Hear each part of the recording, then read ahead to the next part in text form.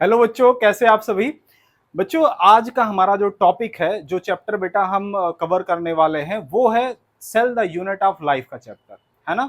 ये बेटा साइटोलॉजी के अंदर चैप्टर आ रहा है, आपका 11th एनसीईआरटी का चैप्टर है। बेटा इस चैप्टर का एक हमने लाइव क्लास एक लाइव क्लास बेटा इस चैप्टर की ली थी और उसका रिस्पांस बड़ा जबरदस्त रहा है। और बहुत सारे कमेंट आए कि सर इसका नेक्स्ट पार्ट कब आएगा, नेक्स्ट पार्ट कब आएगा। तो बेटा हम ये लेकर आ चुके हैं आपके लिए। अच्छा, उस वीडियो के अंदर बेटा दिक्कत ये थी कि उसकी क्वालिटी बड़ी अच्छी नहीं थी। लाइव के अंदर ना वो व्हाइट बोर्ड के ऊपर का वीडियो था और क्वालिटी अच्छी नहीं थी। इसलिए बेटा ये नया वीडियो हम शूट कर रहे हैं और जैसा इस वीडियो का रिस्पांस रहेगा वैसा इसका पार्ट हम लाते रहेंगे बेटा। मान के चलिए 3 से 4 पार्ट के अंदर बेटा हम पूरा चैप्टर कंप्लीट कर देंगे। और एक बात, जहां पे भी आपकी कोई क्वेरी होगी आप कमेंट के अंदर उसको पूछिएगा जरूर हमसे, ठीक है। और जैसा बेटा वीडियो लगने वाला है ये हमें आपको बताना है ना। जो आपका रिस्पांस रहेगा बेटा वो हमारे लिए एक मोटिवेशन का काम करता है। तो बेटा हम बिना समय गवाए अपना चैप्टर शुरू करते हैं। चैप्टर का नाम है बेटा cell the unit of life और बहुत ही प्यारा, बहुत ही मजेदार चैप्टर है। उसको हम इतनी मजेदार तरीके से सीखने वाले हैं, ठीक है। बेटा हम शुरुआत करते हैं इस चैप्टर की।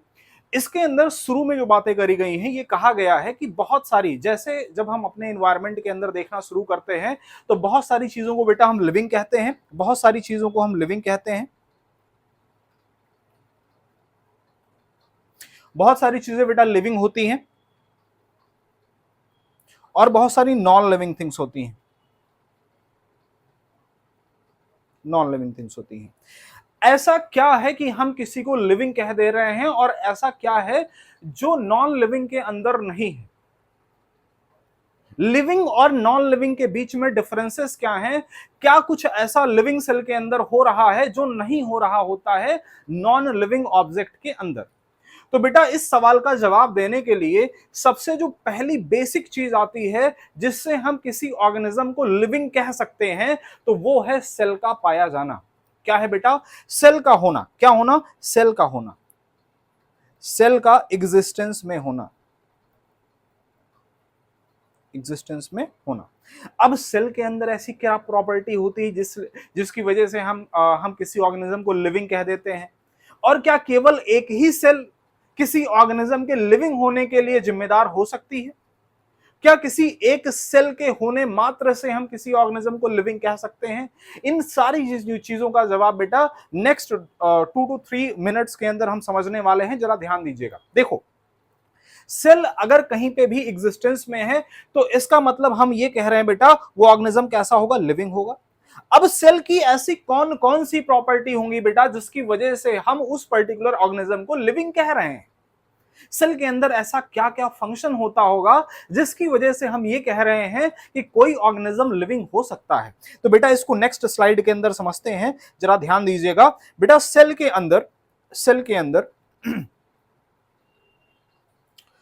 अंदर वो सारे लिविंग रिएक्शन चल रहे हैं जो किसी एक ऑर्गेनिज्म को जिंदा रहने के लिए जरूरी होते हैं। जैसे सर क्या हो सकता है? क्या एक सिंगल सेल इंडिपेंडेंट एग्जिस्टेंस कर सकती है? यस, बिल्कुल बेटा। हम यूनिसेलुलर ऑर्गेनिज्म की बात करते हैं। हम किसकी बात करते हैं? एक यूनिसेलुलर ऑर्गेनिज्म की बात करते हैं। यूनिसेलुलर ऑर्गेनिज्म,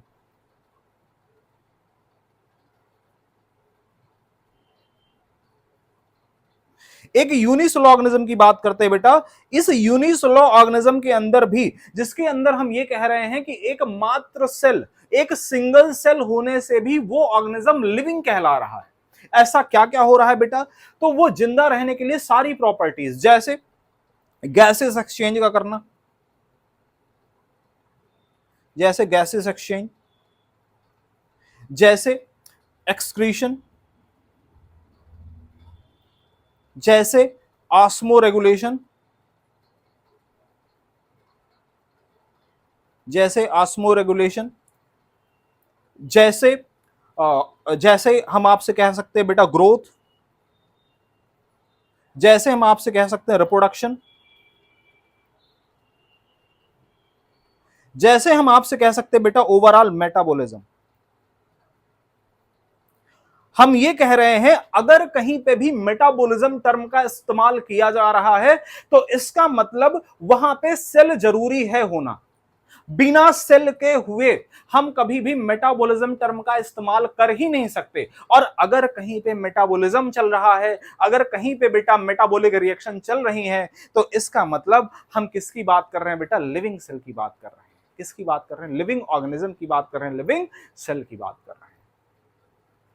अगर ये सारी प्रॉपर्टी, गैसेस एक्सचेंज का होना, excretion, osmoregulation, growth, reproduction, metabolism, अगर ये सारी चीजें कहीं पे हो रही हैं, तो इसका मतलब बेटा वो ऑर्गेनिज्म इंडिपेंडेंटली एग्जिस्ट कर रहा है। वो ऑर्गेनिज्म बेटा सिंगल सेल का हो सकता है, वो ऑर्गेनिज्म मल्टी सेलुलर हो सकता है, डजंट मैटर।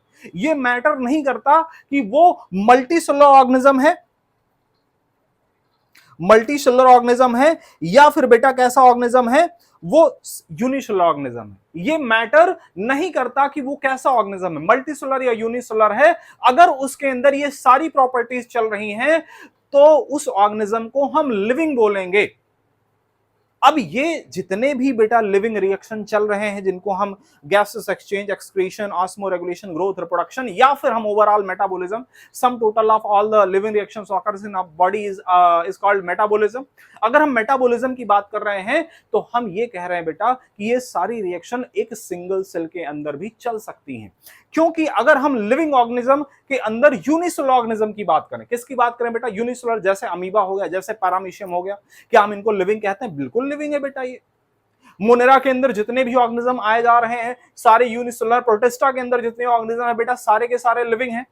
आप जानते हो 5 किंगडम सिस्टम ऑफ क्लासिफिकेशन पढ़ते हो बेटा, वहां पे प्रोटिस्टा और मोनेरा दो ऐसे किंगडम बताए जाते हैं जहां पे जितने सारे ऑर्गेनिज्म हैं, सारे के सारे यूनिसेलुलर हैं। क्या वो सारे डेड हैं क्या? नहीं बेटा, सारे के सारे लिविंग हैं। और लिविंग क्यों हैं? क्योंकि ये सारी प्रॉपर्टीज उनके अंदर पाई जा रही हैं। उनके अंदर ये सारी प्रॉपर्टीज फंक्शन करने के लिए एक सिंगल सेल ही काफी है।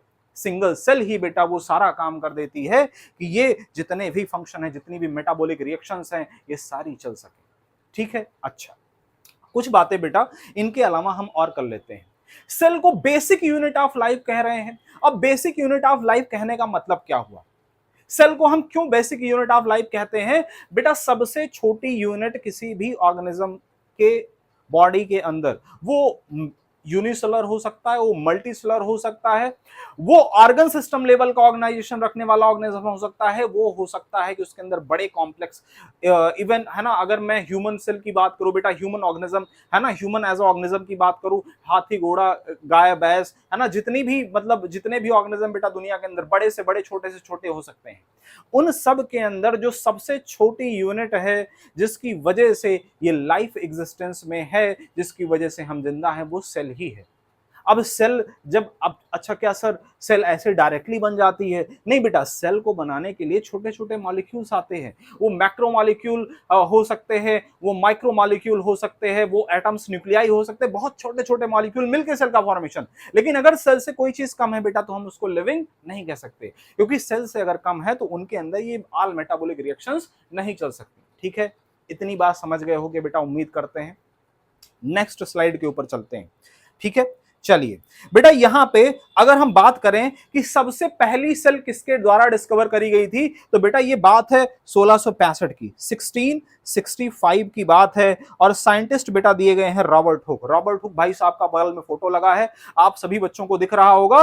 और बगल में बेटा हमने एक फोटो एक और लगा के रखा है, इस तरफ देखिए बेटा, एक फोटो है, यहां पे हनी कॉम्ब के जैसा स्ट्रक्चर दिख रहा है।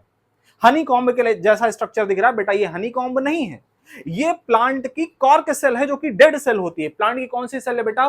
कॉर्क सेल है। जरा देखिएगा, जो रॉबर्ट हुक भाई साहब हैं, इन्होंने 1665 के अंदर बेटा प्लांट की कॉर्क सेल, है ना, प्लांट की बेटा कौन सी सेल? कॉर्क सेल के ऊपर, है ना, रिसर्च करी थी और इसके स्ट्रक्चर को देखा था प्रिमिटिव माइक्रोस्कोप के अंदर।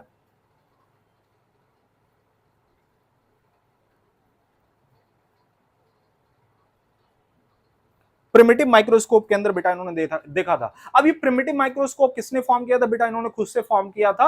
और ये हाई मैग्निफिकेशन पावर वाला माइक्रोस्कोप नहीं था। इसके अंदर जब इन्होंने प्लांट सेल को ऑब्जर्व किया, पहली बार बेटा ऑब्जर्व किया था, अगर आपसे पूछा जाए, first time cell was discovered by Robert Hooke. Robert Hooke के द्वारा डिस्कवर करी गई थी। आपसे दूसरा सवाल पूछा जाएगा, क्या वो सेल प्लांट की थी, एनिमल की थी? बेटा वो प्लांट सेल थी। डेड थी या लिविंग थी?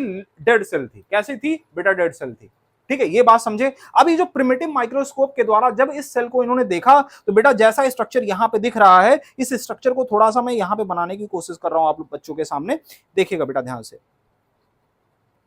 ऐसे ऐसे कई सारे, है ना, स्पेसेस नजर आए, हनी कॉम्ब लाइक स्ट्रक्चर्स बहुत सारे नजर आए बेटा। और इन हनी कॉम्ब लाइक स्ट्रक्चर्स के अंदर, इन हनी कॉम्ब लाइक स्ट्रक्चर्स के अंदर आपको बहुत सारे, इनको रॉबर्ट हुक भाई साहब को इन हनी कॉम्ब लाइक स्ट्रक्चर्स के अंदर छोटे छोटे स्पेसेस दिखाई दिए। ये जो लिटिल रूम लाइक स्पेसेस है बेटा, लिटिल रूम लाइक जो स्पेसेस है बेटा, इन स्पेसेस को, है ना, इन्होंने सेल टर्म दिया। क्या दिया? सेल टर्म, सेल नाम दिया। ये जो छोटे छोटे स्पेसेस है बेटा, इन्हीं को, है ना, सेल टर्म बोला गया। किसके द्वारा बोला गया? रॉबर्ट हुक के द्वारा बोला गया। और सोचिए बेटा, ये रिसर्च कब की है? 1665 की रिसर्च है। ये कब की रिसर्च है? 1665 की है। और आज तक ये जो टर्म इन्होंने सेल टर्म दिया था बेटा, ये कितना ज्यादा बढ़िया टर्म था कि अभी तक हम इसी का इस्तेमाल कर रहे हैं। अभी तक हम सेल टर्म का ही इस्तेमाल कर रहे हैं लगातार। ठीक है, तो बेटा पहली बात, आपको जो सेल के अंदर हिस्ट्री की बात हम कर रहे थे, आपको समझ में आ चुकी है। सेल को पहली बार डिस्कवर करने वाले रॉबर्ट हुक के नाम के साइंटिस्ट थे। 1665 के अंदर इन्होंने एक प्लांट सेल डिस्कवर करी थी, जो प्लांट की कॉर्क सेल थी। कैसी थी बेटा? डेड सेल थी। जब इसको इन्होंने अपने प्रिमिटिव माइक्रोस्कोप के अंदर देखा, तो हनी कॉम्ब लाइक के बहुत सारे स्ट्रक्चर्स नजर आए। इन स्ट्रक्चर्स के अंदर जो लिटिल रूम लाइक स्पेसेस थे, इसी को उन्होंने सेल टर्म दिया। बेटा नेक्स्ट स्लाइड के ऊपर चलते हैं। देखिए, इसके बाद में आपसे सवाल पूछा जाता है कि भैया आपने ये तो बता दिया कि जो पहली सेल डिस्कवर करी गई थी, रॉबर्ट हुक के द्वारा डिस्कवर करी गई थी, लेकिन अगर सवाल आपसे ये आए, आपसे सवाल ये पूछा जाए कि पहली लिविंग सेल किसके द्वारा डिस्कवर करी गई, और वो सेल किसकी थी? प्लांट की थी कि एनिमल सेल थी? बेटा इस सवाल का जवाब देने के लिए स्लाइड के ऊपर एक यहाँ पे भाई साहब बने हुए हैं, एंटोन वान लीवेनहॉक। बड़े सरमाए सरमाए से लग रहे हैं, बाल बड़े बड़े हैं। और इन्होंने अपने माइक्रोस्कोप के द्वारा बेटा पॉन्ड वाटर से जिस सेल को निकाल के देखा था, बेटा ये बगल में डायग्राम इसका भी दिख रहा है, आप सभी देख सकते हो। ये डायग्राम बेटा यहाँ पे दिख रहा है आपको साफ साफ। ठीक है, अच्छा, अब एंटोन वान लीवेनहॉक की बात करते हैं। इन्होंने बेटा पॉन्ड वाटर से बड़े गंदोले किस्म के इंसान थे, तो ये बेटा छीछी करने गए हुए थे तालाब के किनारे, और उन्होंने सोचा कि भैया तालाब के अंदर बहुत सारे, है ना, मतलब ऐसे ऐसे अजीब अजीब किस्म की चीजें दिख रही हैं, क्यों ना इस पर रिसर्च करी जाए कि इन पानी, इस जो ये तालाब का पानी है, जो पॉन्ड वाटर है, इस पॉन्ड वाटर के अंदर क्या कुछ सेल्स भी मौजूद हैं, क्या कुछ ऑर्गेनिज्म भी मौजूद है। जब ये पानी को लेकर आए और पानी को लाके जब माइक्रोस्कोप से देखना शुरू किया, तो इस पॉन्ड वाटर के अंदर इन एंटोन वान लीवेनहॉक भाई साहब को सबसे पहली बार लिविंग सेल के दर्शन हुए। कैसे? किस सेल के बेटा? लिविंग सेल के दर्शन हुए। और ये लिविंग सेल किसकी थी? एनिमल की या प्लांट की बेटा? एनिमल सेल थी। ये कैसी सेल थी? एनिमल सेल थी। बाद में तो फिर इन्हें बहुत, है ना, बहुत सारे बेटा, है ना, रिसर्चेस के लिए जाना गया। खास करके जो माइक्रोबायोलॉजी है, माइक्रोबायोलॉजी के अंदर बेटा एंटोन वान लीवेनहॉक का जो कंट्रीब्यूशन है वो बहुत बड़ा है, इसलिए हम इनका नाम याद रखते हैं, इसलिए हम इनके बारे में पढ़ाई करते हैं। बेटा इस स्लाइड से जो क्वेश्चन बन सकता है वो कौन सा क्वेश्चन है बेटा? सबसे पहली बार लिविंग सेल की डिस्कवरी करने वाले साइंटिस्ट का नाम एंटोन वान लीवेनहॉक। ये एनिमल सेल थी या प्लांट सेल थी? ये एनिमल सेल थी। कहां से निकाली गई थी? पॉन्ड वाटर से निकाली गई थी, और इसको उन्होंने रिसर्च किया था। बेटा नेक्स्ट स्लाइड के ऊपर चलते हैं। चलिए बेटा, आपको बड़े प्यारे से साइंटिस्ट यहाँ पे दिख रहे हैं। नाम है रॉबर्ट ब्राउन। क्या नाम है बबुआ? Robert brown. रॉबर्ट ब्राउन ने बेटा पहली बार किसकी डिस्कवरी करी? न्यूक्लियस की। बेटा देखिए यहाँ पे डायग्राम बड़ा प्यारा सा न्यूक्लियस का दिख रहा है आपको, है ना, न्यूक्लियस का बड़ा बड़ा प्यारा सा डायग्राम दिख रहा है बेटा, है ना। न्यूक्लियस। न्यूक्लियस की बेटा सबसे पहली बार डिस्कवरी करने वाले साइंटिस्ट थे, ठीक है, रॉबर्ट ब्राउन। रॉबर्ट ब्राउन ने क्या डिस्कवर किया था बेटा? न्यूक्लियस। बस केवल इतनी बात याद रखनी है, Robert brown discovered the nucleus first time, है ना, फर्स्ट टाइम, पहली बार रॉबर्ट ब्राउन के द्वारा न्यूक्लियस डिस्कवर किया गया था। बेटा इसकी स्टैनिंग वगैरह इन्होंने नहीं करी थी, स्टैनिंग करने के बाद में फ्लेमिंग आते हैं ना, फ्लेमिंग ने स्टैनिंग करके फिर बड़ी बढ़िया बढ़िया बातें बताई, है ना, इन्होंने स्टैनिंग वगैरह करके न्यूक्लियस के अंदर के जो कंटेंट है बेटा, डीएनए और जो क्रोमेटिन फाइबर्स वगैरह, इसके बारे में जानकारी इन्होंने नहीं दी थी। इसके बारे में जानकारी देने के लिए फ्लेमिंग आते हैं बेटा। जब हम इसी चैप्टर के आखिरी में पहुंचेंगे, न्यूक्लियस के बारे में डिस्कवर करना पढ़ाना शुरू करेंगे, तो वहां पे हम न्यूक्लियस की डिटेलिंग करेंगे, वहां पे बेटा हम फ्लेमिंग के बारे में आपको बताने वाले हैं। यहां पे केवल आपको याद रखना है रॉबर्ट ब्राउन, है ना, फर्स्ट टाइम, है ना, न्यूक्लियस की डिस्कवरी करने वाले साइंटिस्ट, न्यूक्लियस, है ना, डिस्कवर्ड किया था, डिस्कवर्ड बाय किसके द्वारा? रॉबर्ट ब्राउन के द्वारा। किसके द्वारा बेटा? रॉबर्ट ब्राउन के द्वारा। ठीक है, बोलो सही है, गुड, बहुत अच्छे। आगे चलते हैं, आगे चलते हैं बबुआ, और चलते चलते चलते चलते देखिए देखिए देखिए बेटा, हम पहुंच चुके हैं नॉलन रस्का भाई साहब के पास, जिन्होंने पहली बार इलेक्ट्रॉन माइक्रोस्कोप जैसी चीज खोजी। क्या खोजा बेटा? देखिए यहां पे बड़ा प्यारा सा डायग्राम दिख रहा है बेटा, ये ओरिजिनल डायग्राम हमने लिए हैं, सारे के सारे ये ओरिजिनल डायग्राम है बेटा, ये ओरिजिनल, है ना, फोटोज हैं, जिस टाइम इन्होंने रिसर्च करी थी, जिस टाइम, है ना, इन्होंने देखा था ये सब, है ना, इन्होंने फॉर्म किया था, उसी का बेटा ये हमने यहाँ पे फोटो दिखा रखा है ना, बड़ी रिसर्च वगैरह करी गई बेटा, ये सब बनाने के लिए स्लाइड, है ना। ठीक है बेटा, कौन से साइंटिस्ट हैं? दो साइंटिस्ट आपको याद रखने हैं, है ना, नॉल एंड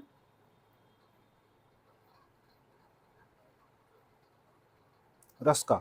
दो साइंटिस्ट आपको याद रखने बेटा, कौन से दो साइंटिस्ट? बोलो, नॉल एंड रस्का। दो साइंटिस्ट, उन्होंने इलेक्ट्रॉन माइक्रोस्कोप की डिस्कवरी करी थी। बोलो सही है बबुआ, बोलो बोलो बोलो, याद रहेगा। अभी तक बेटा हिस्ट्री के अंदर हमने कितने साइंटिस्ट का नाम लिया? 4 से 5 साइंटिस्ट का नाम बेटा, कौन कौन से? सबसे पहला साइंटिस्ट कौन सा? रॉबर्ट हुक, उसके बाद में एंटोन वॉन लीवेनहॉक, फिर रॉबर्ट ब्राउन, एंड आखिरी में बेटा हमने बोला नॉल एंड रस्का। ये बेटा हो गई बात हिस्ट्री की, है ना, हिस्ट्री की बात हो गई कुछ। अब हम चलते हैं बेटा सेल थ्योरी की तरफ। किसकी तरफ चलते हैं बेटा? नेक्स्ट। अच्छा एक चीज ध्यान देना बेटा, हम जो सीक्वेंस फॉलो कर रहे हैं ये डिक्टो एनसीईआरटी का सीक्वेंस है। कुछ बातें हम ज्यादा बता सकते हैं बेटा, कम बिल्कुल नहीं बताएंगे, लेकिन ये जो सीक्वेंस बेटा हम फॉलो करते चलेंगे वो सीक्वेंस डिक्टो एनसीईआरटी का सीक्वेंस है। तो आपकी बेटा थ्रॉली पूरी एनसीईआरटी कवर होने वाली है। जो बच्चे नीट की तैयारी कर रहे हैं उनके लिए बहुत बेहतरीन कंटेंट होने वाला है, जो बच्चे 11th में उनके लिए बहुत बेहतरीन कंटेंट होने वाला है। तो बेटा एक एक स्लाइड आप ध्यान से देखते रहिए, और ये सारा आपको पीडीएफ के फॉर्म में आखिरी में मिल भी जाएगा। बोलो बोलो बोलो बोलो, ठीक है। अच्छा अब जरा बेटा चलते हैं सेल थ्योरी की तरफ। सेल थ्योरी देने के लिए बेटा दो साइंटिस्ट का जिक्र आता है, एक है मैथ्यू स्लीडन और दूसरे हैं थियोडोर स्वॉन। दोनों बेटा यहां पे दिख रहे हैं, है ना। एक भाई साहब बड़े स्मार्ट से लग रहे हैं और दूसरे वाले भी थोड़ा सा कम स्मार्ट, लेकिन ठीक है, कोई बात नहीं है। देखो मैथ्यू स्लीडन बेटा ये जर्मन बॉटनिस्ट थे। क्या थे? Matthew स्लीडन is a German botanist, और थियोडोर स्वॉन बेटा ये ब्रिटिश जूलॉजिस्ट, ब्रिटिश जूलॉजिस्ट थे ये, British zoologist and German botanist. ये बेटा जो जर्मन बॉटनिस्ट थे इन्होंने प्लांट सेल के ऊपर डिस्कवरी करी, है ना, प्लांट सेल के ऊपर रिसर्च करी, प्लांट के ऊपर रिसर्च करी, और इन्होंने बताया जितने भी प्लांट्स हैं दुनिया के अंदर they all are made up of cell. और सेल बेटा मिलके किसका फॉर्मेशन कर रहे हैं? टिश्यूज का। किसका फॉर्मेशन कर रहे हैं? टिश्यूज का। तो ये मैथ्यू स्लीडन भाई साहब कब इन्होंने रिसर्च करी थी बेटा? 1838 के अंदर इन्होंने रिसर्च करी थी। मैथ्यू स्लीडन जर्मन बॉटनिस्ट थे, इन्होंने प्लांट को ऑब्जर्व करना शुरू किया और इन्होंने कहा दुनिया के अंदर जितने भी प्लांट है बेटा they all are made up of cells and cell group to form a tissue. और टिश्यू से बेटा पूरा पूरा प्लांट का, है ना, पूरा पूरा प्लांट बॉडी का फॉर्मेशन हो जा रहा है। अच्छा इसके बाद में एक साइंटिस्ट आते बेटा थियोडोर स्वॉन। थियोडोर स्वॉन बेटा जूलॉजिस्ट थे। अब आप कहोगे सर इसका मतलब जर्मन बॉटनिस्ट थे, प्लांट के सेल के ऊपर रिसर्च करी, इन्होंने एनिमल के ऊपर रिसर्च करी होगी। बेटा इन्होंने एनिमल प्लांट दोनों सेल के ऊपर रिसर्च करी। अब जरा ध्यान से सुनिए इन्होंने क्या बताया। इन्होंने बड़ी एक इंटरेस्टिंग बात बताई। वो बात ये थी, इन्होंने कहा जब हम एनिमल को ऑब्जर्व करते हैं, पहली बात तो जितने भी एनिमल्स हैं सभी के सभी सेल से मिलकर बने हैं, और जब हम एनिमल सेल को ऑब्जर्व करना शुरू करते हैं बेटा, किसको?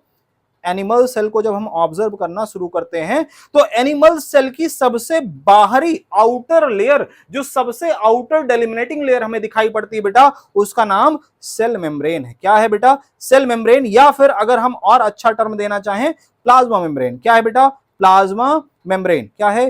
Plasma membrane. क्या बेटा? Plasma membrane. अलग क्या है प्लांट सेल से? इन्होंने कहा, इन्होंने बेटा, किन्होंने? ब्रिटिश जूलॉजिस्ट, इन्होंने कहा एनिमल सेल की आउटर लेयर, आउटर डेलिमिटिंग लेयर क्या है? Plasma membrane. जबकि जब हम प्लांट सेल को ऑब्जर्व करते हैं बेटा, इन्होंने प्लांट और एनिमल दोनों तरीके की सेल देखी थी, इन्होंने कहा था बेटा इस प्लाज्मा मेम्ब्रेन के बाहर की अगर हम बात करें तो इस प्लाज्मा मेम्ब्रेन के बाहर आपको दिखाई पड़ता है एक सेल वॉल। क्या दिखाई पड़ता है? Cell wall. तो सबसे आउटर जो लेयर है बेटा प्लांट सेल के अंदर वो है सेल वॉल, और एनिमल सेल के अंदर प्लाज्मा मेम्ब्रेन। या प्लाज्मा मेम्ब्रेन या सेल मेम्ब्रेन नहीं पाई जाएगी प्लांट सेल के अंदर, बिल्कुल पाई जाएगी बेटा सेल वॉल के अंदर होगी सेल मेम्ब्रेन। क्या होगी बेटा? सेल मेम्ब्रेन, है ना? क्या होगी? Cell membrane. बोलो बोलो बोलो बोलो। Cell, sorry sorry sorry sorry, cell membrane. क्या होगी बेटा? Cell membrane. ठीक है, दो बातें बताई किसने? ब्रिटिश जूलॉजिस्ट, जो कि जिनका नाम था बेटा है ना स्वान, थियोडोर स्वान। इन्होंने बताया कि जब हम एनिमल सेल को ऑब्जर्व करते हैं तो एनिमल सेल की सबसे आउटर डेलिमिटिंग लेयर क्या है? Plasma membrane. लेकिन जब हम प्लांट सेल को ऑब्जर्व करते हैं तो प्लांट सेल की सबसे आउटर डेलिमिटिंग लेयर क्या है बेटा? Cell wall. बोलो सही है क्या? यस। चलो इसके आगे चलते हैं। अब अगर बेटा हम बेसिकली सेल थ्योरी की बात करें तो सेल थ्योरी को हाइपोथेसिस के रूप में, सेल थ्योरी को हाइपोथेसिस के रूप में सबसे पहले बेटा बताया गया था थियोडोर स्वान के द्वारा। किसके द्वारा बेटा? एक थियोडोर स्वान के द्वारा। अच्छा, इस स्लाइड के ऊपर बेटा हम रुडोल्फ विर्चो के बारे में बताने वाले हैं, मॉडिफिकेशन ऑफ सेल थ्योरी के बारे में बताने वाले हैं। लेकिन इसको जानने से पहले आपको एक बात यह जाननी चाहिए कि जो सबसे पहले जो जो सेल थ्योरी के बारे में बताया था, सेल थ्योरी, अच्छा थ्योरी, हाइपोथेसिस और मॉडिफिकेशन का मतलब क्या हुआ? जैसे रास्ते से तुम जा रहे थे, किसी ने तुमको देखा, कह दिया बहुत बदतमीज टाइप का बच्चा है। ये उनका ऑब्जर्वेशन क्या बहुत डीप ऑब्जर्वेशन था? क्या आपके ऊपर उन्होंने रिसर्च करी थी? नहीं बेटा, उन्होंने बस देखा, आपको देखते ही कुछ कह दिया, ये है हाइपोथेसिस। ऐसे ही स्वान ने किया था। स्वान ने बहुत ज्यादा इसके ऊपर कुछ रिसर्च वगैरह नहीं करी थी, इन्होंने एक स्टेटमेंट पास किया था बेटा।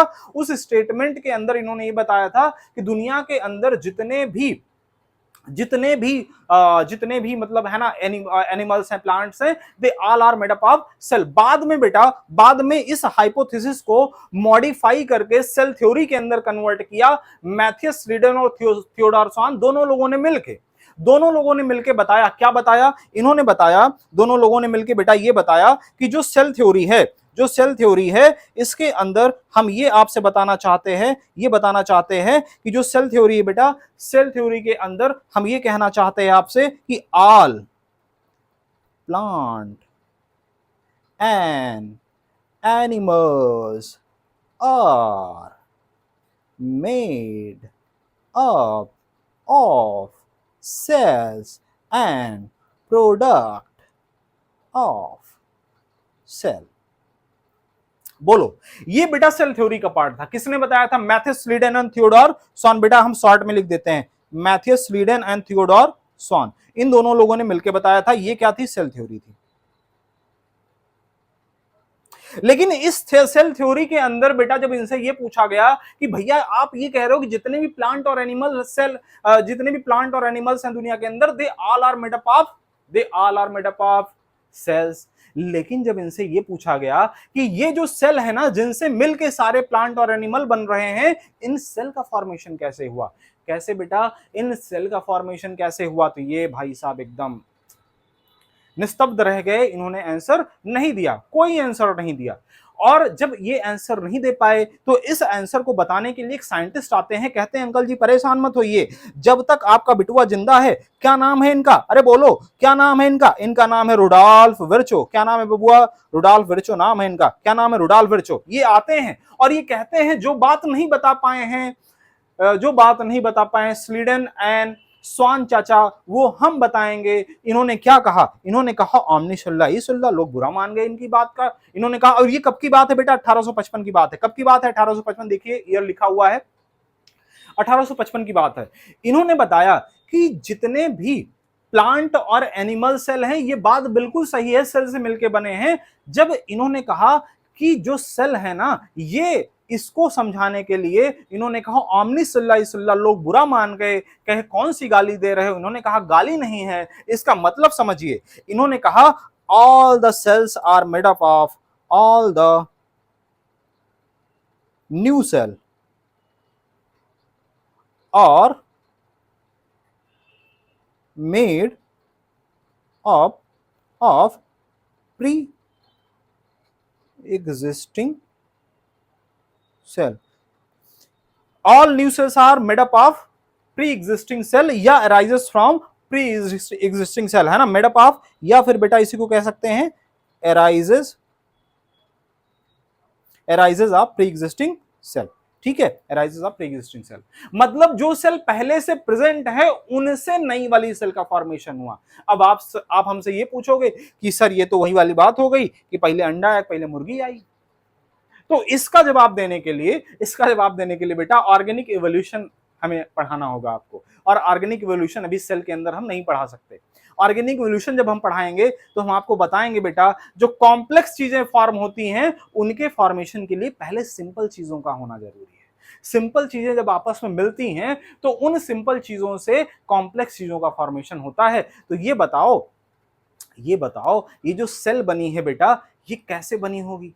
जो कह रहे हो प्री एग्जिस्टिंग सेल है, कैसे बनी होगी बेटा? तो इनको बनाने के लिए छोटे छोटे बहुत सारे मॉलिक्यूल्स आए होंगे, ऑर्गेनिक मॉलिक्यूल्स आए होंगे, उनसे मिलकर फॉर्म हुआ होगा। ये बात बेटा ऑर्गेनिक इवोल्यूशन का है, जब हम पढ़ाएंगे तब करेंगे। क्या मॉडिफिकेशन आप सेल थ्योरी समझ पाए बेटा? फिर से सुन लीजिए। Cell theory was given by Matthias Schleiden and Theodor Schwann. इसके पहले स्वॉन ने हाइपोथेसिस दी थी, है ना, जिसके अंदर इन्होंने बताया था जितने भी प्लांट एनिमल सेल हैं, है ना, ये सेल से मिलकर, जितने भी प्लांट और एनिमल सेल से मिलकर बने हैं। इसको बाद में बेटा इस हाइपोथेसिस को थ्योरी के अंदर कन्वर्ट करने के लिए दोनों साइंटिस्ट ने साथ में काम किया, मैथेस्लिडन एंड थियोडोर स्वॉन ने, और इन्होंने बताया कि all plant and animal cell, all plants and animals are made up of cell. लेकिन ये नहीं बता पाए, क्या नहीं बता पाए कि ये जो सेल जिनसे मिलके प्लांट और एनिमल बन रहे हैं इनका फॉर्मेशन कैसे हुआ। इसको बताने के लिए मॉडिफिकेशन किया गया सेल थ्योरी के अंदर। मॉडिफिकेशन करने वाले साइंटिस्ट का नाम रुडोल्फ विर्चो है। 1855 की बात है, ये आए और इन्होंने दौड़ते दौड़ते आते आते कह दिया ओमनी सिल्ला इसिल्ला। इसका मतलब इन्होंने लोगों ने पूछा इनसे कि भैया इसका मतलब क्या है, तो इन्होंने बताया इसका मतलब ये है all the new cells are arises from pre existing cell, मतलब जो पहले से सेल प्रेजेंट है उनसे नई वाली सेल का फॉर्मेशन हो रहा है। बबुआ ध्यान दो ध्यान दो ध्यान दो। क्या मॉडिफिकेशन आपको समझ में आ गया बबुआ? बताओ क्या मॉडिफिकेशन आपके समझ में आ चुका है पूरी तरीके से? अब द ओवरव्यू ऑफ सेल के ऊपर चलते हैं, ओवरव्यू ऑफ सेल के ऊपर चलते हैं, ओवरव्यू ऑफ सेल के ऊपर चलते हैं, है ना, ओवरव्यू ऑफ सेल के ऊपर चलते हैं बेटा। यहां पे ओवरव्यू ऑफ सेल के अंदर आपको क्या बताया गया है? आपको प्लांट और एनिमल सेल के बीच में कुछ बातें बताई गई हैं। उसके पहले बबुआ, क्योंकि हम बहुत बोल रहे हैं, पानी पी लेना चाहिए हमको, ठीक है, पी लें क्या? आदेश है तुम लोगों का? यस, पी लेते हैं, चलो। हाँ, ओवरव्यू ऑफ सेल के अंदर बेटा देखते हैं जरा। ओवरव्यू ऑफ सेल के अंदर हम आपसे ये बता रहे हैं कि यहां पे एक प्लांट सेल लेनी है आपको और एक एनिमल सेल लेनी है। बेटा हमने दोनों ले रखी है, देखो ध्यान से देखिएगा। एक तरफ बेटा ये जो हम टिक कर रहे हैं ये ह्यूमन चीक सेल है,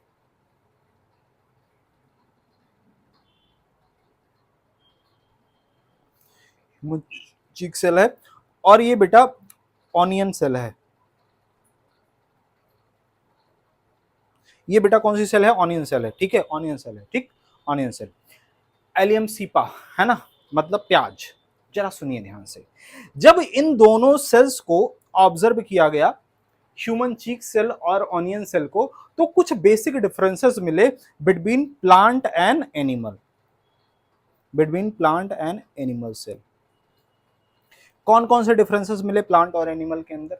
ये बात आपको जाननी चाहिए। क्या जानना चाहिए बेटा? प्लांट और एनिमल में क्या क्या डिफरेंसेस मिले, जरा समझिए क्या क्या डिफरेंसेस मिले, हम बताते हैं आपको। एनिमल और प्लांट सेल की अगर हम बात करें बेटा, पहला डिफरेंस आप पहले ही जान चुके हो, जो स्वॉन ने बताया था। स्वॉन ने क्या कहा था? स्वॉन ने कहा यह था कि जितने भी प्लांट हैं, प्लांट की सबसे आउटर डेलिमिनेटिंग लेयर जो है वो क्या है? सेल वॉल है। क्या है? सेल वॉल है। लेकिन एनिमल के अंदर जब हम देखते हैं तो एनिमल में सेल वॉल जैसी चीज नहीं पाई जाती। क्या पाया जाता है? सेल मेम्ब्रेन पाया जाता है। क्या पाया जाता है बेटा? सेल मेम्ब्रेन पाया जाता है। तो एनिमल सेल के अंदर अगर हम कहें सेल वॉल, absent होता है और प्लांट के अंदर सेल वॉल प्रेजेंट होता है। तो क्या इसमें कोई दिक्कत है आपको? नहीं सर, आप तो बिल्कुल सही बात कर रहे हैं, कोई दिक्कत नहीं हमको, सेल वॉल absent होता है और यहाँ पे प्रेजेंट होता है। अच्छा, ये तो एकदम आसान वाली बात हो गई। इसके अलावा अगर हम आपसे कहें जितने भी एनिमल सेल हैं इनके अंदर क्लोरोप्लास्ट पाया जाता है, तुम लोग बताओ पाया जाता है कि नहीं पाया जाता? नहीं पाया जाता बेटा। क्लोरोप्लास्ट या प्लास्टिड जैसी चीज अब्सेंट होती है कहां पे? एनिमल के अंदर, जबकि प्लांट में पाई जाती है। तो अगर हम एनिमल सेल की बात करें बेटा तो हम ये कहेंगे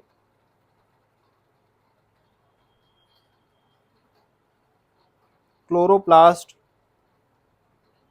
अब्सेंट, और यहां पे क्या कहेंगे बेटा?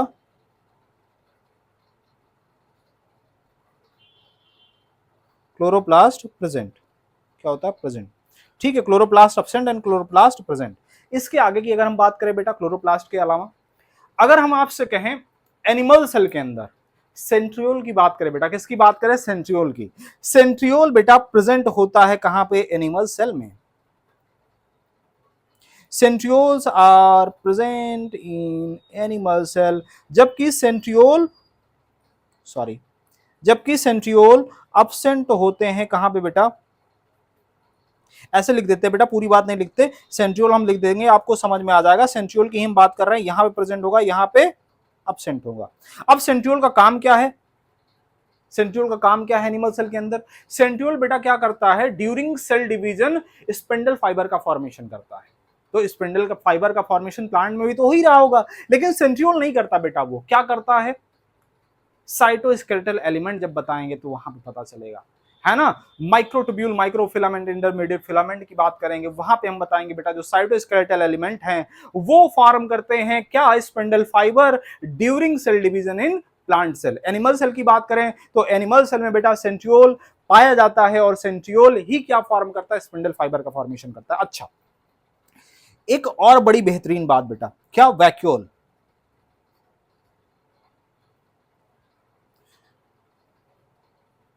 वैक्यूल बेटा होता है, प्रेजेंट होता है, लेकिन बड़ा इनकॉन्स्पिकुअस होता है।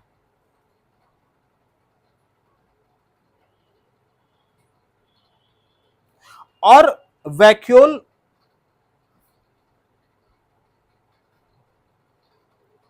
वैक्यूल जो है बेटा ये लार्ज साइज का होता है,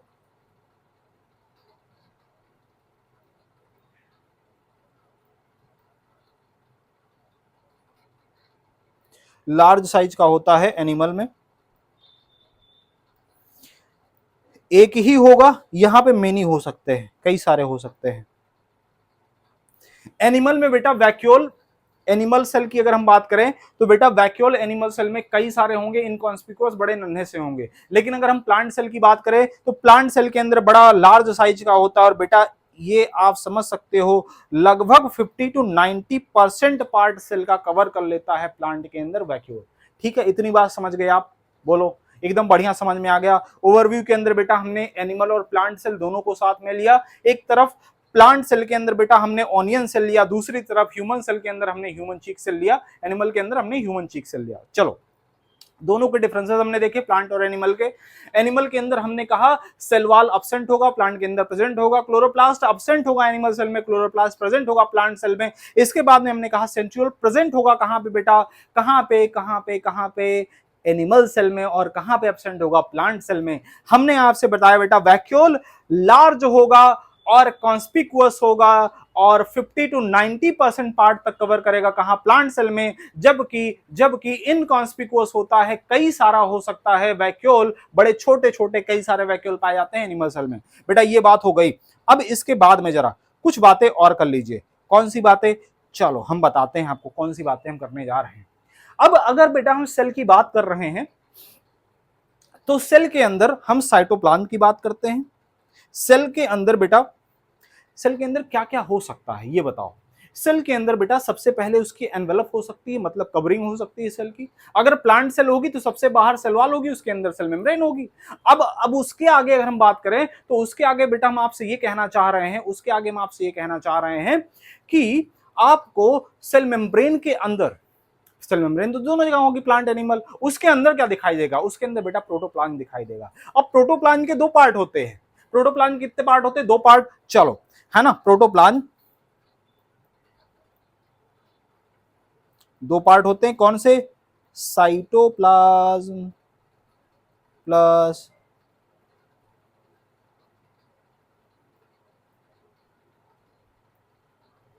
न्यूक्लियोप्लाज्म, है ना, साइटोप्लाज्म प्लस न्यूक्लियोप्लाज्म, ठीक है। चलो साइटोप्लाज्म प्लस न्यूक्लियोप्लाज्म। अब साइटोप्लाज्म के बारे में एनसीईआरटी ये कहती है, it is the main arena of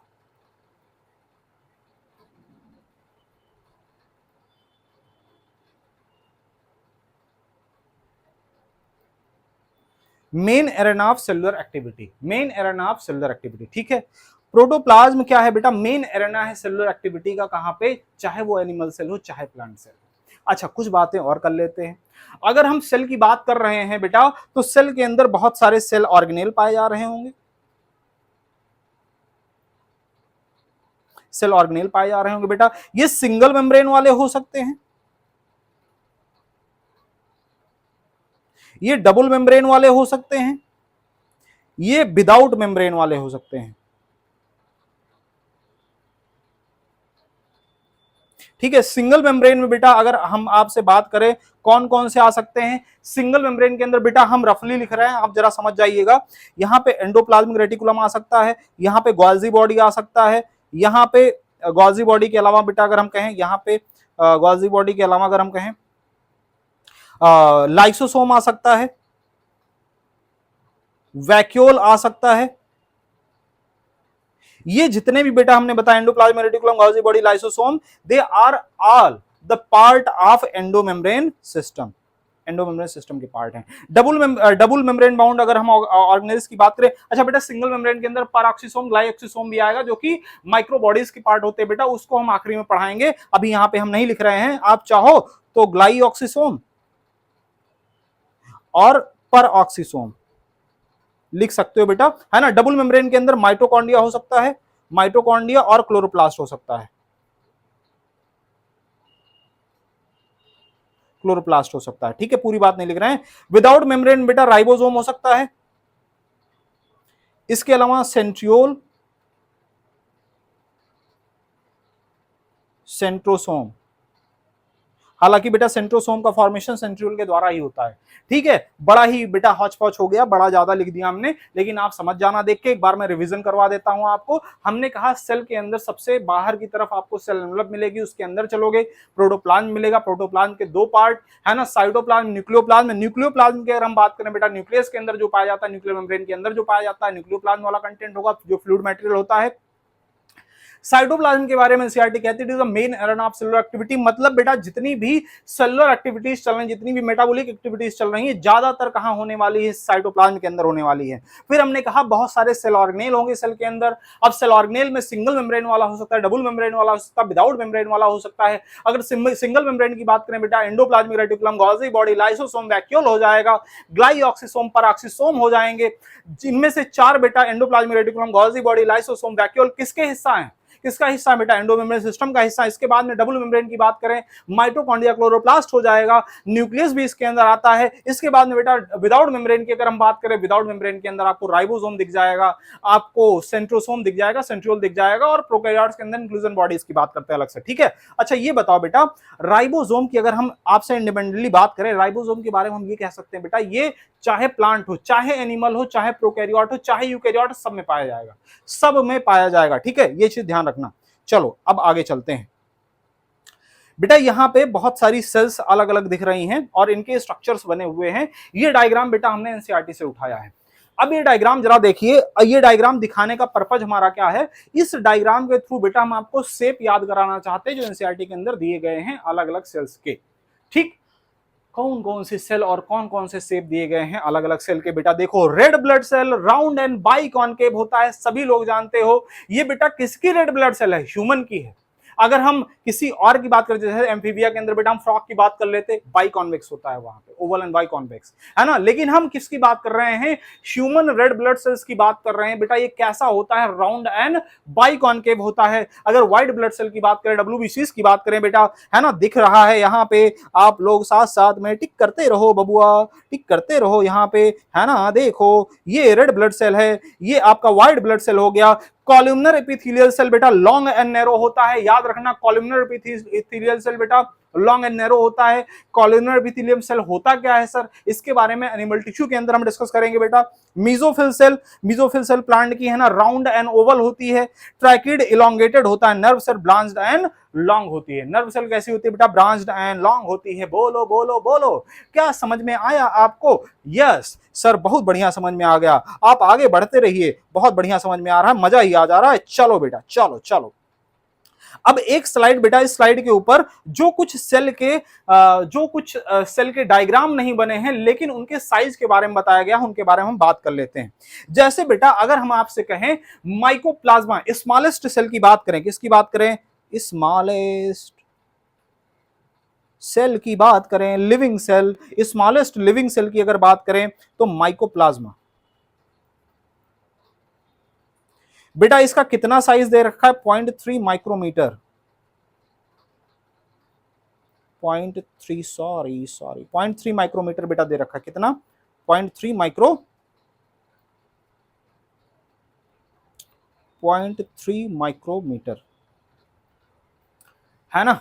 इसकी लेंथ दे रखी है माइकोप्लाज्मा। आप कहोगे सर पीपीएलओ का साइज तो और कम है, उसको भी बता देंगे बबुआ, है ना, उसको भी बता देंगे।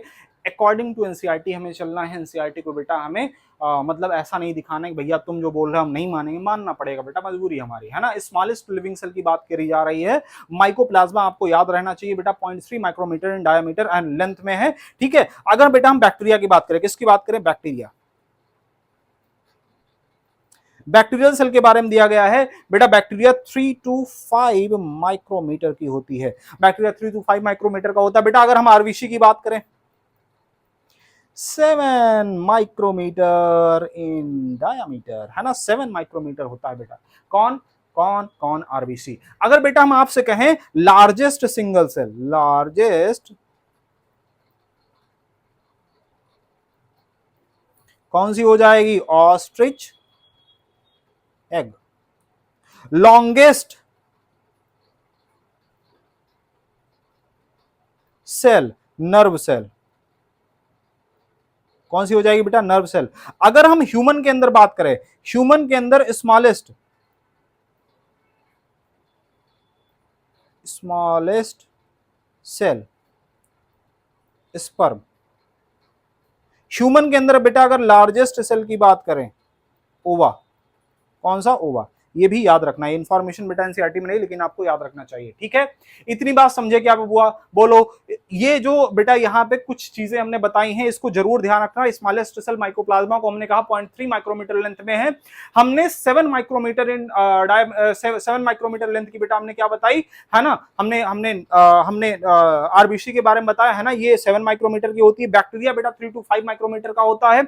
अगर हम लार्जेस्ट सिंगल सेल की बात करें, ऑस्ट्रिच एग है। लॉन्गेस्ट सिंगल सेल की बात करें बेटा, क्या है, क्या है, क्या है, नर्व सेल है। क्या है बेटा, नर्व सेल है। ह्यूमन सेल के अंदर, अगर ह्यूमन के अंदर बात करें स्मॉलेस्ट स्पर्म सेल, ह्यूमन के अंदर बात करें लार्जेस्ट ओवा, ठीक है बेटा। नेक्स्ट स्लाइड के ऊपर चलते हैं और यहां पे हम प्रोकैरियोटिक सेल के बारे में समझते हैं।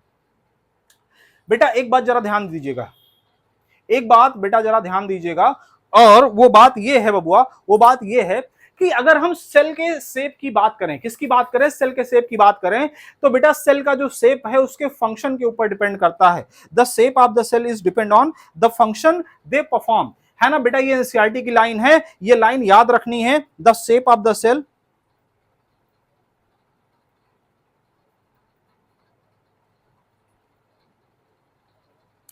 Depend on the function they perform. बेटा ये लाइन जो लिखी है बेटा, ये जस्ट जो प्रोकैरियोटिक वाला पैराग्राफ दिया गया है उसके जस्ट ऊपर वाली लाइन है, ठीक है। ये लाइन बेटा मैं यहां पे लिख के आपको समझा दे रहा हूं।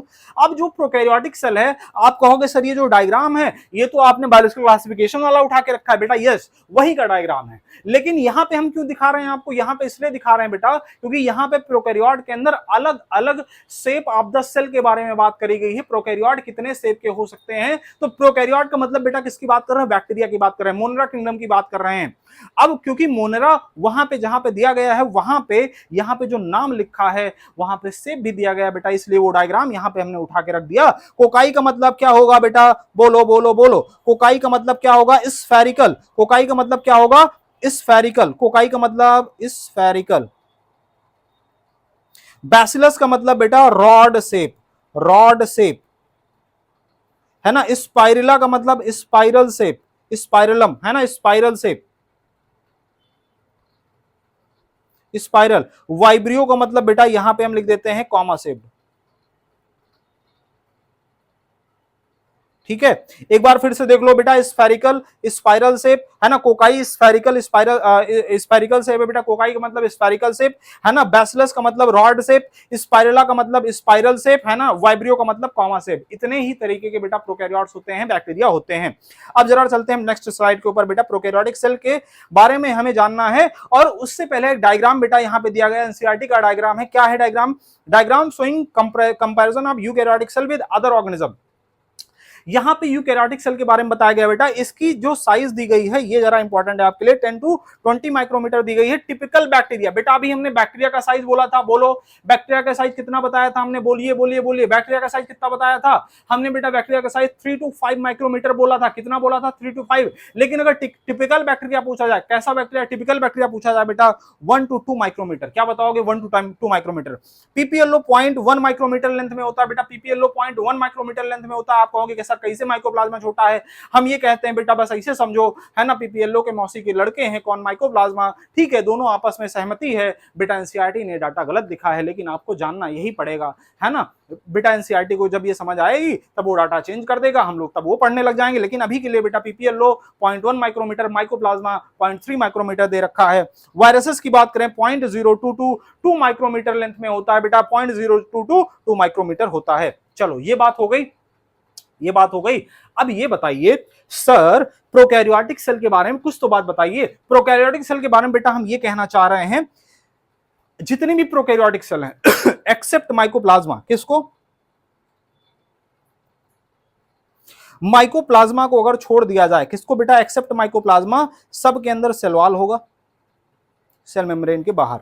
लेकिन माइकोप्लाज्मा के अंदर सेल वॉल एब्सेंट होता है। अब बेटा सेल वॉल के अंदर क्या होगा, सेल मेम्ब्रेन होगा, और सेल मेम्ब्रेन के अंदर क्या होगा, वही साइटोप्लाज्मिक कंटेंट जो यूकैरियोट के अंदर पाया जाता है। बस यूकैरियोट में क्योंकि बहुत सारे cell membrane bound cell organelle होंगे जो कि एब्सेंट होंगे, कहां पे बेटा, प्रोकैरियोट के अंदर। अब जो खासियत है प्रोकैरियोट की उसकी हम बात करते हैं बेटा। प्रोकैरियोट सेल के अंदर जो इसका क्रोमोसोमल डीएनए है, जो क्रोमोसोमल जेनेटिक मैटेरियल डीएनए है बेटा, उसके अलावा एक एक्स्ट्रा क्रोमोसोमल डीएनए पाया जाता है, एक्स्ट्रा क्रोमोसोमल डीएनए पाया जाता है बेटा, और इसको क्या बोलते हैं, प्लाज्मिड। इस प्लाज्मिड की खासियत होती है बेटा, क्या बोलते हैं इसको, थोड़ा सा और अच्छे से लिख दें बेटा, प्लाज्मिड है ना, क्या बोलते हैं, प्लाज्मिड है ना, प्लाज्मिड बोलते हैं, क्या बोलते हैं बेटा, plasmid. Plasmid, plasmid extra chromosomal DNA होता है, extra chromosomal circular DNA molecule है ना, सर्कुलर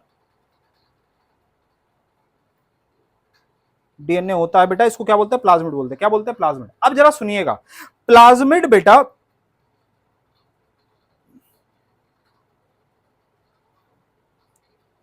इस प्लाज्मिड की खासियत है, इस प्लाज्मिड के पास बेटा दो चीजें पाई जाती है, एक तो ओराई होता है, और दूसरा बेटा कुछ कुछ जगहों पे एंटीबायोटिक रेजिस्टेंट जीन लगे होते हैं, एंटीबायोटिक रेजिस्टेंट जीन। बेटा आरजी लिख दे रहे हैं, रेजिस्टेंट जीन, ठीक है, आप समझ जाना, एंटीबायोटिक रेजिस्टेंट जीन की बात कर रहे हैं। अब इनकी वजह से, इस प्लाज्मिड की वजह से, प्लाज्मिड बेटा ज्यादातर बैक्टीरिया के अंदर जो पाया जाता है, ये पहली बात तो इसके अंदर ओराई पाया जाता है। ओराई का काम क्या है, बेटा मॉलिक्यूलर बेसिस ऑफ इनहेरिटेंस जब हम कभी पढ़ाएंगे वहां पे हम फिर से जिक्र करेंगे इसका, लेकिन अभी समझ लीजिए। और जब हम बेटा बायोटेक पढ़ाएंगे वहां पे प्लाज्मिड बड़े बहुत विस्तृत तरीके से आएगा, बहुत डिटेल में आएगा, वहां पे हम दोबारा से बात करेंगे। लेकिन अभी इतना समझ लीजिए, प्लाज्मिड के अंदर ओराई का पाया जाना ये इंश्योर करता है कि प्लाज्मिड अपने आप को रेप्लिकेट कर सकता है। प्लाज्मिड कहीं पे भी जाएगा, किसी दूसरी सेल में जाएगा, किसी दूसरे ऑर्गेनिज्म में जाएगा, जहां पे भी जाएगा ये अपना रेप्लिकेशन खुद से कर लेगा, अपनी कॉपी खुद से बना देगा।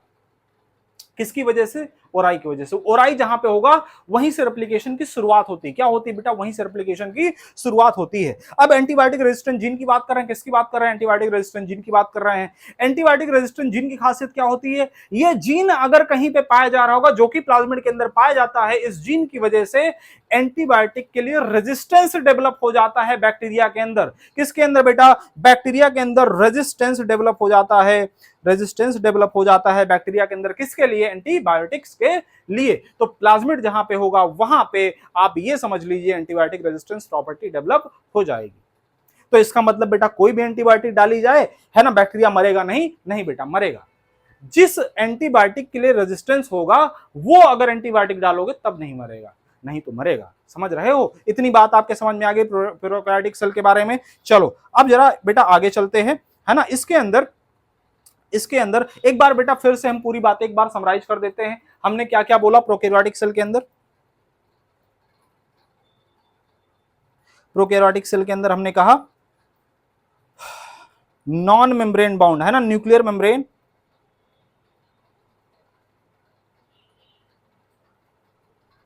अब्सेंट होगी, और न्यूक्लियर मेम्ब्रेन अब्सेंट होने की वजह से बेटा इसको बोलेंगे न्यूक्लियोइड। न्यूक्लियोइड बोलेंगे। न्यूक्लियर मेम्ब्रेन नहीं होगी मतलब जो इसका जेनेटिक मटेरियल है साइटोप्लाज्म के अंदर बिखरा पड़ा रहेगा। दूसरी बात हमने कही बेटा प्लाज्मिड का पाया जाना। प्लाज्मिड की वजह से एंटीबायोटिक रेजिस्टेंस प्रॉपर्टी आ जा रही है ना, एंटीबायोटिक रेजिस्टेंस प्रॉपर्टी आ जा रही है। एंटीबायोटिक रेजिस्टेंस प्रॉपर्टी डेवलप हो जा रही है। अच्छा, प्लाज्मिड बेटा वेक्टर के रूप में भी इस्तेमाल होता है, वेक्टर के रूप में भी इस्तेमाल होता है। इस प्लाज्मिड के साथ में अगर हम किसी फॉरेन डीएनए को अटैच कर दें तो वो फॉरेन डीएनए भी रेप्लिकेट कर जाएगा प्लाज्मिड के साथ साथ में, क्योंकि प्लाज्मिड के अंदर हमने कहा ओराई पाया जाता है। ओराई का मतलब ऑरिजिन ऑफ रेप्लिकेशन। बेटा क्या मजा आ रहा है पढ़ने में?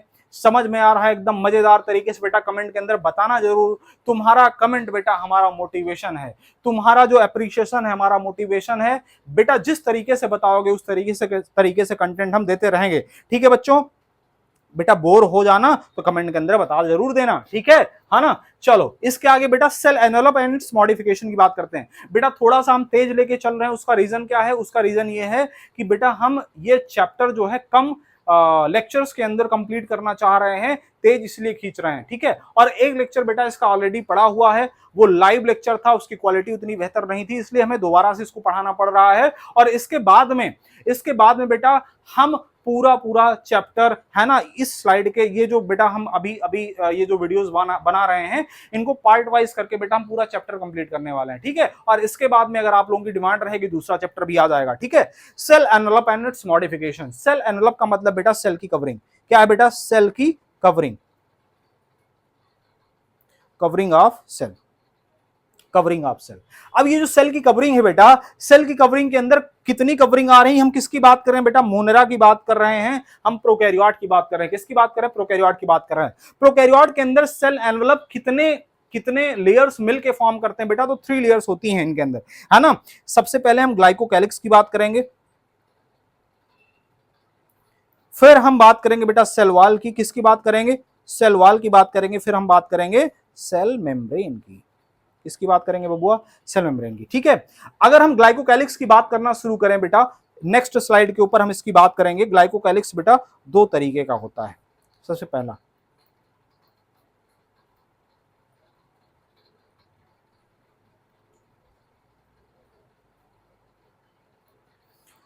स्लाइम लेयर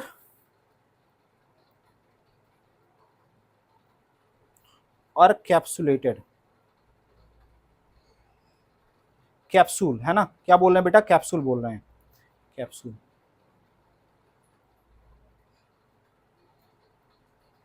स्लाइम लेयर बेटा हम कब बोलेंगे, जब लूज शीथ के फॉर्म में प्रेजेंट होगा। किस फॉर्म में बेटा, लूज शीथ के फॉर्म में जब प्रेजेंट होगा तो हम बोलेंगे स्लाइम लेयर, हम बोलेंगे स्लाइम लेयर। कैप्सूल बेटा हम तब बोलेंगे जब टफ होगा, जब टफ टफ कवरिंग के रूप में प्रेजेंट होगा हम कैप्सूल बोलेंगे।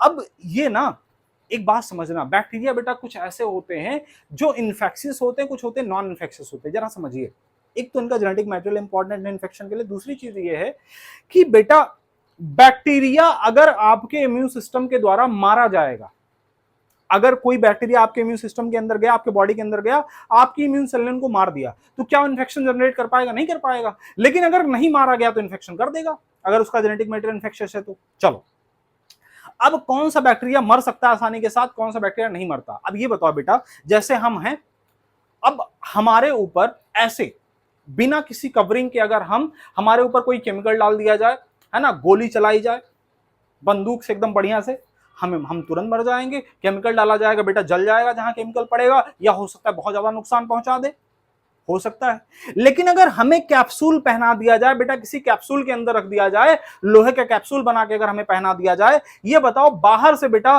गोली कोई मारेगा, कोई केमिकल का छिड़काव करेगा, गर्म पानी छोड़ दो, कुछ भी कर दो, क्या हमारे बॉडी के ऊपर कोई फर्क पड़ेगा बबुआ? ये बताओ, फर्क पड़ेगा? नहीं पड़ने वाला। क्यों? क्योंकि कैप्सुलेटेड बॉडी है हमारी, टफ कैप्सूल के द्वारा बनाई गई है, तो हमारे ऊपर कोई फर्क नहीं पड़ेगा। इसलिए बेटा अब इसको समझाने के लिए थोड़ा सा हम ग्रिफिथ का एक्सपेरिमेंट आपको याद करवाते हैं। ग्रिफिथ का एक्सपेरिमेंट क्या है बेटा? ट्रांसफॉर्मिंग प्रिंसिपल ऑफ इनहेरिटेंस, जो मॉलिक्यूलर बेसिस ऑफ इनहेरिटेंस का टॉपिक है, वहां पे हम ट्रांसफॉर्मिंग प्रिंसिपल आपको पढ़ाएंगे, ग्रिफिथ का एक्सपेरिमेंट पढ़ाएंगे। वहां पे स्ट्रेप्टोकोकस निमोनी बैक्टीरिया की बात करेंगे। हम कहेंगे बेटा जब इसको इंजेक्ट किया जाता है, आर फॉर्म एस फॉर्म, दो फॉर्म की बात करते हैं, आर फॉर्म एस फॉर्म की बात करते हैं बेटा। यहां पे हम सारी चीजें लिखेंगे नहीं, क्योंकि ये यहां का टॉपिक नहीं, हम केवल समझाने के लिए बोल रहे हैं। आर फॉर्म एस फॉर्म की बात करते हैं।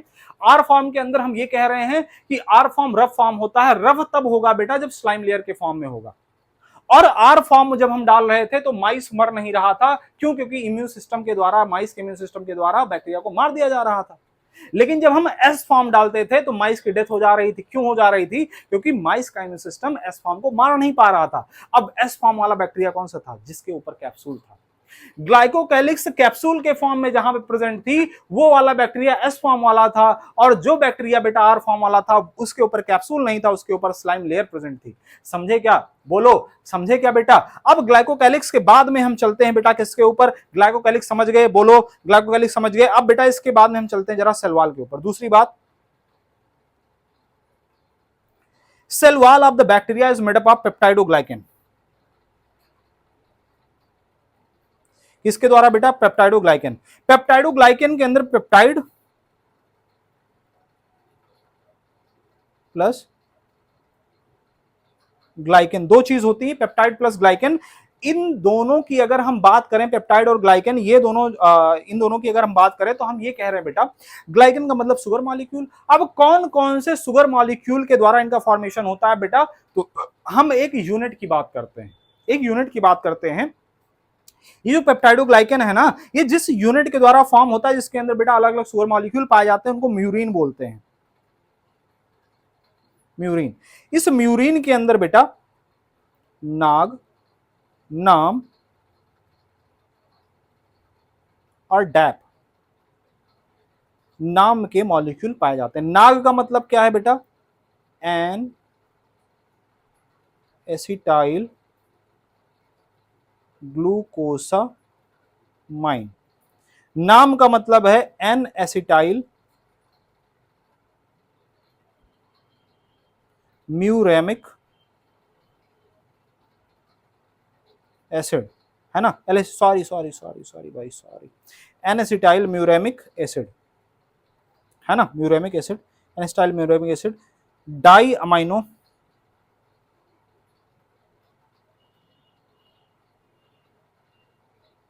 Pimelic acid. ये तीन कंपोनेंट होते हैं बेटा, ये तीन कंपोनेंट होते हैं। डाई अमाइनो पाइमेलिक एसिड, है ना, N acetyl glucosamine, N acetyl muramic acid, ठीक है, और डाई अमाइनो पाइमेलिक एसिड, तीन कंपोनेंट होते हैं। ये तीनों कंपोनेंट बेटा पेप्टाइड बॉन्ड के द्वारा, है ना, पेप्टाइड बॉन्ड के द्वारा जुड़े रहते हैं। और पेप्टाइड बॉन्ड किसके साथ में पेप्टाइड बॉन्ड का काम कहां पे आता है बेटा? पेप्टाइड बॉन्ड जोड़ता है अमीनो एसिड को आपस में। किसको जोड़ता है बेटा? तो बहुत सारे अमीनो एसिड पेप्टाइड बॉन्ड के द्वारा जुड़े रहते हैं, और ये अमीनो एसिड का जुड़ाव बेटा म्यूरिन के द्वारा होता है, म्यूरिन के इन यूनिट्स के द्वारा होता है, और ये सब मिलकर बनाते हैं पेप्टाइडोग्लाइकन। बोलो क्या बनाते हैं बेटा? पेप्टाइडोग्लाइकन। तो ये हो गई बात किसकी? सेल वॉल की। चलो सेल वॉल की बात हो गई। अब सेल वॉल के बाद में बेटा आपने सेल वॉल समझ लिया, आपने ग्लाइकोकैलिक्स समझ लिया, थर्ड की बात करते हैं बेटा सेल मेम्ब्रेन। सेल मेम्ब्रेन के अंदर बेटा हम ये कह रहे हैं, जो सेल है ना, सबसे बाहर हमने सेल वॉल की बात कर ली, उसके बाहर हमने ग्लाइकोकैलिक्स की बात कर ली, अंदर के साइड में बेटा हम ये कह रहे हैं ये जो सेल है ना, ये अलग अलग तरीके से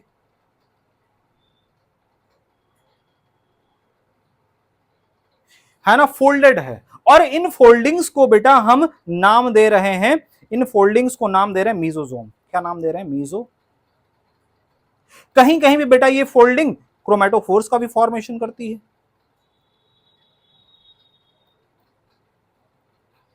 अब दोनों का फंक्शन जरा समझ लेते हैं। मीजोजोम बेटा तीन फॉर्म में हो सकता है, ये टिब्यूल के फॉर्म में हो सकता है, ये वेसाइकल के फॉर्म में हो सकता है, ये लैमेली के फॉर्म में हो सकता है। ये लैमेली के फॉर्म में हो सकता है, वेसाइकल और टिब्यूल के फॉर्म में हो सकता है। ठीक है, चलो अब अगर क्रोमेटोफोर्स की बात करें बेटा, तो इसके अंदर पिगमेंट मॉलिक्यूल पाए जाते हैं, पिगमेंट मॉलिक्यूल्स होते हैं। जरा सुनिए, पिगमेंट मॉलिक्यूल बेटा जरूरत कहां पे पड़ेगी? जो प्रोकैरियोट्स बेटा क्या कर रहे होंगे? फोटोसिंथेसिस कर रहे होंगे। क्या कर रहे होंगे? फोटोसिंथेसिस कर रहे होंगे। और मीजोजोम बेटा क्या काम करेगा? मीजोजोम कई सारे काम करता है। इसको बेटा हम एक कोड से याद करवाते हैं बच्चों को, वो कोड जरा ध्यान दीजिए, रेड CID, ये कोड है। इसके अंदर बेटा R का मतलब है रेस्पिरेशन, E का मतलब है एंजाइमेटिक कंटेंट,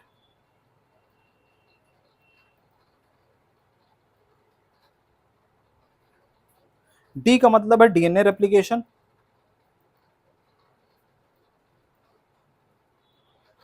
है ना।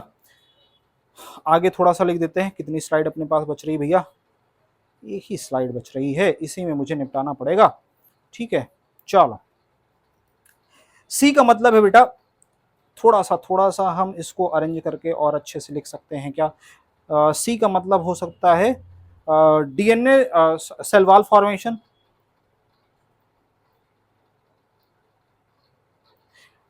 I का मतलब increase surface area, surface area for absorption, absorption के लिए सरफेस एरिया को इंक्रीज करना। DNA डिस्ट्रीब्यूशन, D का मतलब DNA डिस्ट्रीब्यूशन, S का मतलब बेटा सिक्रीशन प्रोसेस,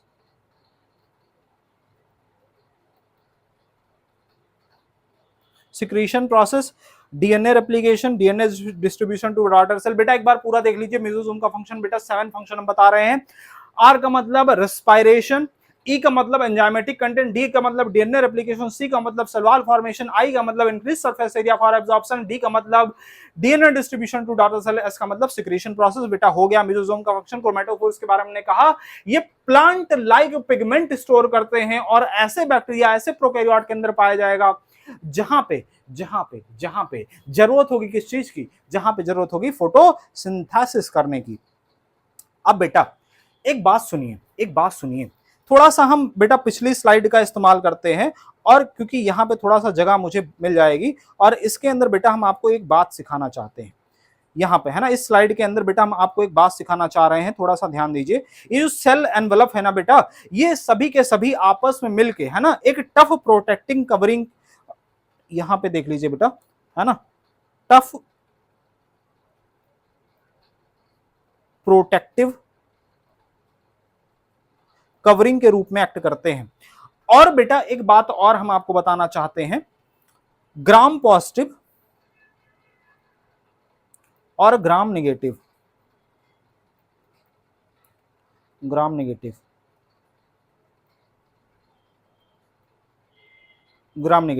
इन दो तरीके की बैक्टीरिया की बात करना चाहते हैं। इसको जानने के लिए बेटा आपको आपको एक स्टेनिंग का प्रोसीड्यूर समझना होगा, वो है क्रिस्टल वायलेट या जेंसन वायलेट के द्वारा किया गया प्रोसीड्यूर, और जिसको करने वाले साइंटिस्ट थे क्रिश्चियन ग्राम। क्या नाम था बेटा? क्रिश्चियन ग्राम।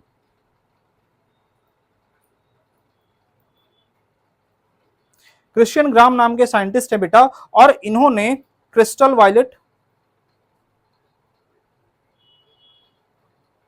या इसी को जेंसन वायलेट भी बोलते हैं बेटा, crystal violet plus 0.5% iodine solution लिया, है ना, किसके ऊपर डाला? बैक्टीरिया के ऊपर डाला। किसके ऊपर? बैक्टीरिया के ऊपर डाला, और बाद में फिर बेटा वाटर के द्वारा वॉश किया। वाटर के द्वारा वॉश करने के बाद में इस पे डाला एसीटोन, और एसीटोन या फिर अल्कोहल, अल्कोहल, है ना, एसीटोन अल्कोहल डाला। अब इसके बाद में बेटा ये नेक्स्ट स्लाइड के अंदर हम लिख देते हैं,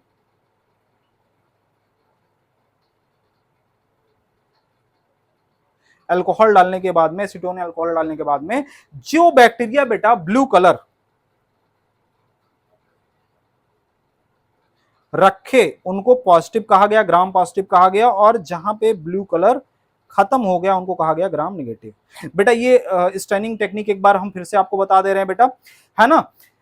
जो ये एनवेलप है, सेल एनवेलप के ऊपर बेटा एक एक्सपेरिमेंट किया गया, स्टेनिंग प्रोसीड्यूर किया गया। प्रोसीड्यूर करने वाले क्रिश्चियन ग्राम नाम के साइंटिस्ट थे। इन्होंने क्या किया?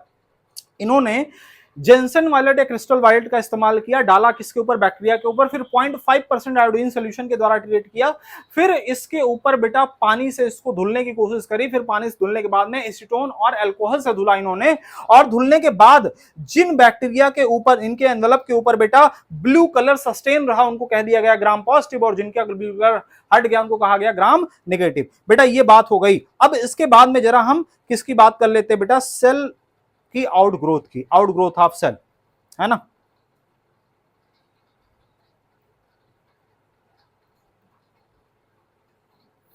बेटा फ्लैजला,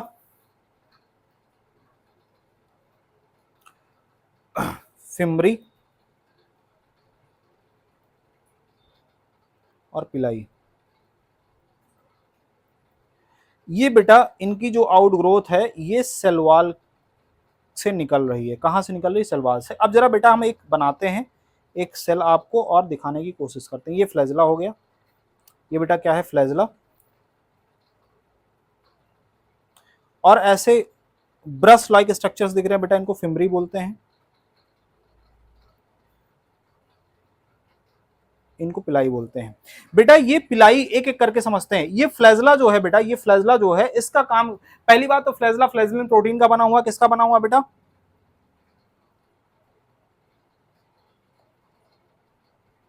क्या काम करता है बेटा? मूवमेंट करवाता है। क्या करवाता है? मूवमेंट। फिम्बरी अटैचमेंट प्रोवाइड करवाता है सबस्ट्रेटम के साथ में, फिम्बरी अटैचमेंट प्रोवाइड करवाता है सबस्ट्रेटम के साथ में बेटा। ये चिपकाने का काम करता है बैक्टीरिया को, कहां से? है ना, सबस्ट्रेटम के साथ में चिपका के रखने का काम करता है। फिम्बरी का फॉर्मेशन बेटा फिम्बरिन प्रोटीन के द्वारा होता है। It is made up of protein, है ना। पिलाई कॉन्जुगेशन में मदद करता है,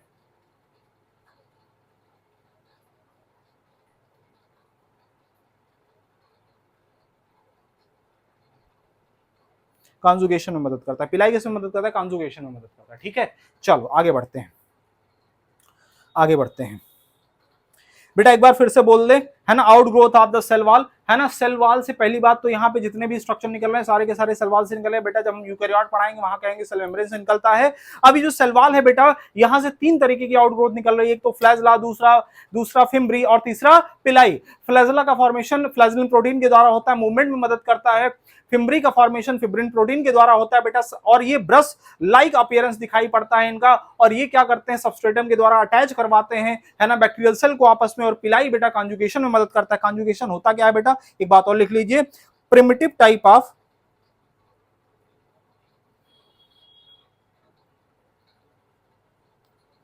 डीएनए ट्रांसफर मैकेनिज्म। एक तरीके से बेटा ये कह सकते हो primitive type of sexual reproduction. क्या कह सकते हो? Primitive type of sexual reproduction is called conjugation, which is occurs with the help of किसके द्वारा? पिलाई के द्वारा। किसके द्वारा बेटा? पिलाई के द्वारा, जो कि बना होता है पाइलिन प्रोटीन के द्वारा। ठीक है, चलो अब चलते हैं बेटा next ribosome and inclusion bodies के ऊपर। किसके ऊपर? Ribosome and inclusion bodies. बेटा ये जो डायग्राम हमने उठाया है ये डायग्राम यूकैरियोट वाला है, लेकिन हम यहां पे क्योंकि प्रोकैरियोट पढ़ रहे हैं हम समझने वाले हैं किसको? राइबोसोम को। और राइबोसोम बेटा प्रोकैरियोट का कैसा होता है? 70s वाला होता है। 70s की दो सब यूनिट होती है बेटा, 50s और 30s। क्या होती है? 30s। एस का मतलब बेटा सेडिमेंटेशन कोएफिशिएंट या सेडबर्ग यूनिट से होता है बेटा, और ये डेंसिटी को मेजर करने का काम करते हैं। किसको मेजर करते हैं बेटा? डेंसिटी को मेजर करने का काम करते हैं, डेंसिटी, है ना। एस क्या करते हैं? डेंसिटी। बेटा जो राइबोसोम है, किसका राइबोसोम? जो प्रोकैरियोट का राइबोसोम है ये पाया जाता है पॉलीसोम, पॉलीसोम के फॉर्म में। पॉलीसोम का मतलब एमआरएनए है बेटा, उस एमआरएनए के ऊपर बहुत सारे राइबोसोम लगे हुए हैं। ये बेटा ये जो राइबोसोम है एमआरएनए के ऊपर लगे होते हैं, ग्रुप के अंदर पाए जाते हैं, इसलिए इनको पॉलीसोम बोलते हैं। इंक्लूजन बॉडीज के अंदर बेटा तीन तरीके की इंक्लूजन बॉडीज पाई जाती हैं। अब आप कह रहे हो सर ये राइबोसोम का आपने फंक्शन नहीं बताया। बेटा राइबोसोम पहली बात आप ये समझिए बेटा, मेम्ब्रेन बाउंड ऑर्गेनेल नहीं है, मेम्ब्रेन लेस ऑर्गेनेल है, यहां पे कोई मेम्ब्रेन नहीं होती, इसलिए तो राइबोसोम पाया जाता है। दूसरी बात हम आपसे ये कह रहे हैं कि ये जो राइबोसोम है जिसके ऊपर कोई मेम्ब्रेन नहीं पाई जा रही है, ये बेटा यहां पे भी और यूकैरियोट के अंदर भी प्रोटीन की सिंथेसिस करने का काम करता है। राइबोसोम जब भी कभी एमआरएनए के साथ मिलेगा प्रोटीन की सिंथेसिस करवाएगा। इतनी बात आपको जाननी चाहिए बेटा। प्रोकैरियोटिक राइबोसोम की बात करें 70s टाइप का होगा, 70s की दो सब यूनिट होंगी, 50s एंड 30s। बेटा ये एडिटिव यूनिट नहीं होती, है ना। अगर आप ऐड करोगे ज्यादा नंबर आएगा, उसका रीजन ये है एडिटिव यूनिट नहीं है। It is like the pen, है ना बेटा। जैसे ये पेन है, अगर हम इसको ऐसे अटैच कर दें तो इसकी लेंथ कम हो जाएगी। अगर दोनों को अलग अलग ऐड जोड़ें, अगर इनकी लेंथ लें तो इनकी लेंथ ज्यादा आएगी, है ना। ऐसे ही कुछ यहां पे भी होता है। जरा एक बात और समझिएगा, इंक्लूजन बॉडीज के अंदर अगर हम आपसे बात करें बेटा, तीन तरीके की इंक्लूजन बॉडीज हैं, है ना। कौन कौन सी? ग्लाइकोजन को स्टोर करने के लिए ग्लाइकोजन, है ना, phosphate granules, glycogen granules, phosphate granules,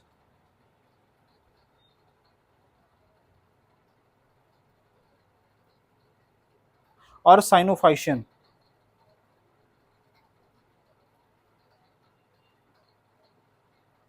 साइनोफाइशियन granules, ये बेटा इंक्लूजन बॉडीज के पार्ट है। इंक्लूजन बॉडीज करता क्या है जरा समझिएगा ध्यान से। अच्छा, एक गैस वैक्यूल भी होता है।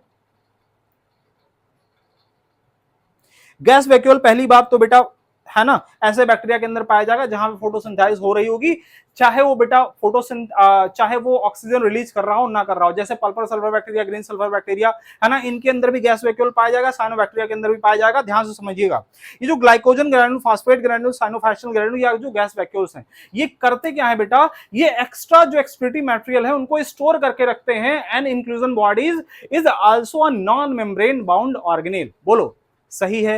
ये कहां पाया जाता है? प्रोकैरियोट की खासियत है बेटा। इस तरीके से बहुत तेजी के साथ में हमने एक लेक्चर के अंदर बेटा आपकी जितनी सेल की जो बेसिक थिंग्स थी, जैसे सेल क्यों इंडिपेंडेंट एग्जिस्ट कर सकता है, उसके अंदर ऐसी कौन कौन सी प्रॉपर्टीज होती हैं, सेल की डिस्कवरीज के बारे में हमने सारी बात करी, सेल की थ्योरीज के बारे में बात करी, मॉडिफिकेशन की बात करी, ओवरव्यू ऑफ द सेल की बात करी, अलग अलग जो सेल के शेप थे उनकी बात करी, प्रोकैरियोटिक सेल को हमने डिटेल में देखा। नेक्स्ट लेक्चर के अंदर बेटा, नेक्स्ट लेक्चर के अंदर हम आपको यूकैरियोट डिस्कस करने वाले हैं। यूकैरियोट के अंदर अब क्या क्या डिस्कस करेंगे बेटा, नेक्स्ट लेक्चर के अंदर आप आइएगा, मुलाकात होगी आपसे, और बहुत प्यारा लेक्चर होने वाला है बेटा। और नेक्स्ट लेक्चर की फ्रीक्वेंसी इस बात पर डिपेंड करेगी कि इसको आप कितना प्यार दे रहे हैं, कितना ज्यादा शेयर कर रहे हैं, कितने ज्यादा व्यूज आ रहे हैं इसके, ठीक है। तो इसी नोट के साथ में इसको बेटा, इस लेक्चर को यहीं पे वाइंड अप करते हैं। और बेटा आप सभी प्यारे बच्चों से उम्मीद है इस लेक्चर को बड़े शानदार तरीके से देखेंगे। इसका पीडीएफ भी बेटा आपको मिल जाएगा लिंक में, ठीक है। नीचे लिंक होगा टेलीग्राम का, वहां पे आपको इसको दे दिया जाएगा, ठीक है। और सभी लोग मस्त रहिए, पढ़ाई करते रहिए बेटा, और इसी तरीके से हमें मोहब्बत देते रहिए, प्यार देते रहिए, और लेक्चर्स को हमारे पूरे देखते रहिए। Thank you very much.